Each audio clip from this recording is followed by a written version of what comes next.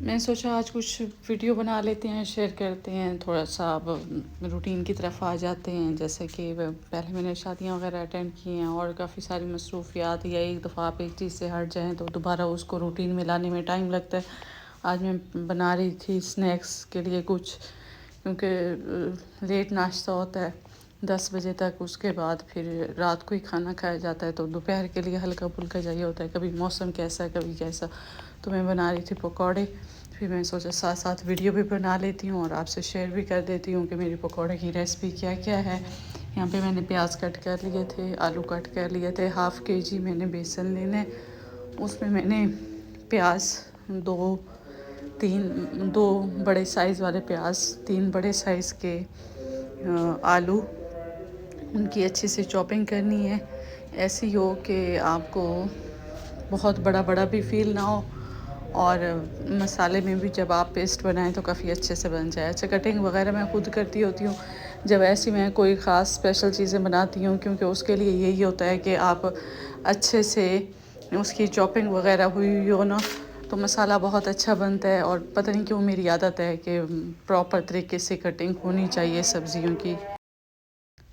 अच्छा, जितनी आप क्वांटिटी लेंगे बेसन की, उसी लिहाज से आप मसाले वगैरह डालेंगे, क्योंकि मुझे वो वाले पकौड़े ज़्यादा पसंद हैं जिसमें सब्जियां होती हैं। मैंने इसमें क्या क्या शामिल किया था, मैंने आलू लिए, मैंने प्याज लिए, मैंने पुदीना लिया, पालक, हरी मिर्च, सब्ज़ धनिया और सब्ज़ अनियन और लहसुन, वो मैंने इसमें डाला। बाकी आपके पास जितनी सब्जियां हो जाएं, बैंगन हो जाएं, गाजरें हो जाएं, जो आपके पास सब्ज़ी है जो आपको टेस्ट में अच्छी लगती है, या एक डिफरेंट आप अपना टेस्ट बनाना चाह रहे हैं, तो आप ऐड करते जाएं और उतने ही मज़े के और क्रिस्पी बन जाते हैं।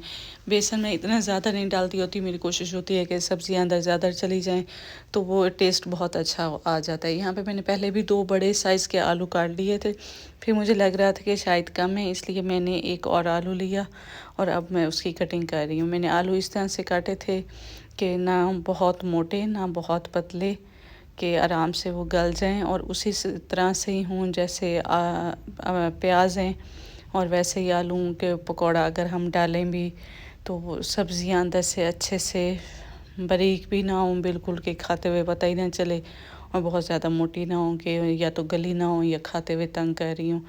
तो इस तरह से मैंने करके डाले थे आपके सामने। ये मैं चॉपिंग कर रही थी। यहाँ पे मेरी मासी पीछे से बोल रही थी, बाजी इतनी तरतीब से कौन काटता है जितनी तरतीब से आप काटती हैं। मैंने कहा भाई सबकी अपनी अपनी आदत होती है, मैं तरतीब से काटती हूँ, क्योंकि पता नहीं क्यों मुझे ऐसे ही लगता है कि आप जो काम करें अच्छे से करें, नहीं तो ना करें। पर सब्जियों में मेरा ये है कि जब अगर मैं काटती हूँ ना तो बड़ा तरतीब से काटती हूँ। यहाँ पे मैंने 10-12 सब्ज़ मिर्चें ले ली थी। और अगर जो फर्स्ट टाइम पकौड़े बना रहे हैं या फर्स्ट टाइम कोई भी चीज़ बना रहे हैं और उन्होंने ऐसे वीडियो देख लिया और वो सब्ज़ मिर्च उठाएं और काटना स्टार्ट कर दें, प्लीज़ ऐसी गलती कभी ना कीजिएगा। जिसने भी सब्ज़ मिर्च काटनी है, पहले तो या तो किसी की हेल्प ले ले कि भाई आज के दिन आप मेरी हेल्प कर दें, ऐसा ऐसा एक काटें या 2 काटें, और फ़ौरन ही आपने सोप से हैंड वॉश करने हैं। अगर आप नहीं करेंगे, कहीं पे भी आपका हाथ लग गया वो मिर्चों वाला, तो भाई आप 2 दिन चीखते रहेंगे, या और वो वाला आपको भूलेगा नहीं। मुझे क्योंकि अब आदत हो चुकी है, तो इसलिए मुझे फ़ील नहीं होता। जिनको अभी आदत नहीं है, जिनका स्टार्ट है, तो प्लीज़ वो जैसे ही सब्ज़ मिर्च काट लें, फ़ौरन अच्छे से 10 मिनट्स तक अपने हैंड्स को सोप से वॉश करते रहें। उसके बाद आप नॉर्मल रूटीन में आएँ, नहीं तो बिल्कुल भी नहीं। कोशिश करें कि आपके हाथ कहीं पे भी टच ना हों अगर वो सब्ज़ मिर्च वाले हैं, तो नहीं तो बहुत ज़्यादा मसला हो जाएगा। यहाँ पे मैं अपनी पूरी एक गड्डी ले ली थी पालक की, कि मेरी एक मुट्ठी में आ जाए, और साफ़ करके मैंने पहले रख ली थी, वॉश भी कर ली थी। पर अब फिर से ज़ाहिर है एक चीज़, जैसे आप कहते हैं कि मैनेज होनी चाहिए, हर चीज़ तरतीब में होनी चाहिए, तो मैं उस तरह से कर रही थी। अब ऊपर से सारी डंठलियाँ मैं काट दूँगी। इनका ये होता है, एक तो ये पानी छोड़ती हैं और पकौड़ा क्रिस्पी नहीं बनेगा, हमें चाहिए सिर्फ पत्ते। तो ऊपर से जितना भी सारा वो होगा हम वो काट देंगे। और यहाँ पे मैं हाथ पे ही इनको कट करने लगी थी कि आराम से बारीक बारीक से ही मैं इसको काट दूँ। अच्छा, आजकल काफ़ी लोग ये कर रहे हैं,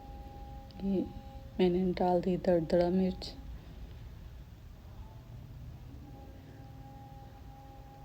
अच्छा, हर किसी का अपना टेस्ट होता है, पर ये बिल्कुल टेस्ट ठीक था, ना बहुत ज़्यादा स्पाइसी थे ना बहुत ज़्यादा कोई लाइट थे, बहुत अच्छे क्रिस्पी बन जाते हैं।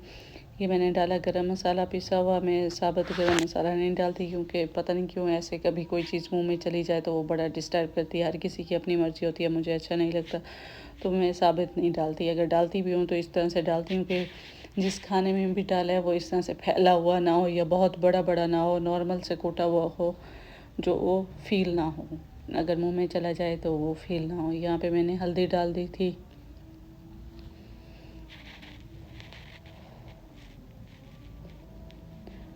ये धनिया, धनिया भी मैं इतना ज़्यादा वो कुटा हुआ या साबुत नहीं डालती होती। इसे मैं इतना बारीक कर लूँगी कि एक तो खुशबू भी अच्छी आए और दांतों में भी ना चुभे, क्योंकि जब धनिया खाते हुए मुंह में चुभ जाता है ना कि दांतों में, वो बड़ा तंग करता है। तो इसे मैं इतना दरदरा करूँगी कि ये फील ना हो और टेस्ट भी वैसे ही आ जाए। जो कहते हैं जो साबुत चीज़ होती है उसका टेस्ट और होता है, जो मसाला बना हुआ होता है, पिसा हुआ होता है, उसका और होता है। ये आपके सामने है कि नॉर्मल दरदरा भी नहीं, उससे नॉर्मल मैंने करके इसको पीस के अंदर डाल दूँगी। अब इसको अच्छे से मिक्स करूँगी। ज़ाहिर है आप विंटर्स हैं तो बंदे का हर टाइम दिल कर रहा होता है, भूख भी ज़्यादा लगती है कि कुछ ना कुछ हम खाते नहीं। तो डेली स्नैक्स में कुछ ना कुछ तो बन ही रहा होता है। कभी के बिस्किट हो जाते हैं, चाय हो जाती है, पकौड़े हो जाते हैं, समोसे हो जाते हैं, जलेबियाँ हो जाती हैं, आप मूंगफली खा रहे होते हैं, सोनवड़ा खा रहे होते हैं। तो साथ साथ बंदा इंजॉय भी करता रहता है और चीज़ें भी बन जाती हैं, मज़ा भी बहुत आता है। और ये जो आप घर में चीज़ें बनाते हैं इसमें थोड़ा सा मसरूफ़ तो हो जाते हैं, पर इसका भी एक अपना मज़ा होता है जब आपका टेस्ट चेंज होता है और आप खुद ही घर में बनाते हैं।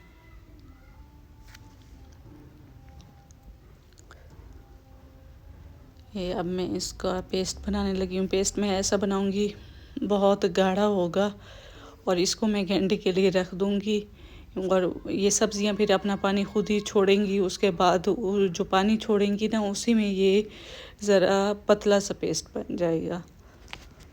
अब मैं इसको अच्छे से मिक्स करूँगी कि जो गुठलियाँ वगैरह बेसन के अंदर बन जाती हैं वो ख़त्म हो जाएं। काफ़ी ज़रा टाइम 5-10 मिनट के लिए इसे अच्छे से मिक्स करती रहूँगी, चम्मच से ज़ोर ज़ोर से दबाऊँगी और ये थोड़ा थोड़ा करके आप पानी डालते रहें कि बहुत पतला भी ना हो जाए, बहुत अजीब सा ना हो जाए कि आपको मज़ीद और बेसन डालना पड़े। अब आप देख सकते हैं यहाँ पे मेरे प्याज भी नज़र आ रहे हैं, पालक भी नज़र आ रही है और आलू भी नज़र आ रहे हैं और सब्ज़ी है। आपको ये नहीं होगा कि बस पीला पीला सा बेसन है और सब्ज़ी किधर गई, भाई ढूंढो ढूंढो ढूंढो। और अगर आप कम सब्ज़ियाँ डालते हैं तो ये होता है कि जब पहले पहले तो आप जो पकौड़े बना रहे होते हैं उसमें सारी सब्ज़ियाँ जा रही होती हैं और जब वो 3 से 4 आप दफ़ा बना के निकाल लेते हैं जो पीछे वो फिर पानी सा पड़ा होता है ना, एक तो उसे बनाना बड़ा मुश्किल होता है और उसे खाए कौन जो पीछे पानी बच गया। तो ज़रूरी है आप वैसे ही बनाएं कि एंड तक जो आपका पकौड़ा अंदर जाए उसमें सब्ज़ी होनी चाहिए, वही टेस्ट है, मज़ा भी उसी में आता है। ये नहीं कि पहले सारी सब्जियां और पहले सब अच्छा और बाकी एंड में खाली खाली, वो अच्छा नहीं लगता। अब ये मैंने इतना थिक सा पेस्ट बनाया है कि अब इसे 1 घंटे के लिए मैं फ्रिज में रख दूँगी क्योंकि सब्जियां अपना पानी छोड़ेंगी और मैं उस चीज़ का वेट करूँगी। जिनको जल्दी होती है तो वो इससे ज़रा सा पतला बना लें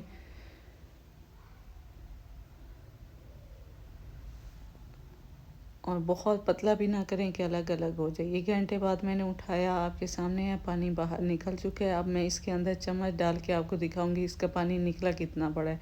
साइडों से भी निकला हुआ था, नीचे भी निकला पड़ा था, ऊपर सेंटर में भी निकला पड़ा था, काफ़ी सारा पानी था। ये देखें, ये पूरा चम्मच भर गया था जब मैंने ऊपर किया। ज़रूरत ही नहीं पड़ती आपको और डालने की, आप देख सकते हैं। देखें इसमें कितना पानी है और मैंने कितना गाढ़ा करके रखा था और अब कितना अच्छा सा पतला पतला सा पेस्ट बन गया है। ये होता है कि आपको चीज़ों का टेस्ट भी मिल जाता है और आपकी चीज़ भी बहुत अच्छी बन जाती है। अगर मैं बहुत पानी डाल देती फ़ौरन ऊपर खड़ा कर देती। चलो आपको जल्दी है वो एक और चीज़ है, अगर जल्दी नहीं है तो इस तरह थोड़ी देर पहले आप मसाला बना के रख लें और बाद में आप फ्राई करते जाइए। आपके सामने हो रहे हैं फ्राई। आई होप सो आपको सबको ये मेरी रेसिपी बहुत पसंद आएगी। मेरी वीडियो को लाइक शेयर सब्सक्राइब ज़रूर किया करें। और अगर आपको और रेसिपीज़ चाहिए या कोई और आप वीडियो देखना चाहते हैं तो प्लीज़ अपनी सजेशन से ज़रूर आगाह किया करें। आई होप सो आप सबको मेरी वीडियो पसंद आएगी। मेरी जो टिप्स हैं या मेरे जो तरीका है वो भी आप सबको पसंद आएगा। इसी के साथ आपसे चाहते हैं इजाज़त। दुआओं में रखिएगा याद और मेरे लिए भी दुआ के लीजिएगा। अल्लाह पाक हम सबको अपनी हिफ्ज़-ओ-मान में रखे और फ़लस्तीन के लिए बहुत सारी दुआ। अल्लाह हाफ़िज़।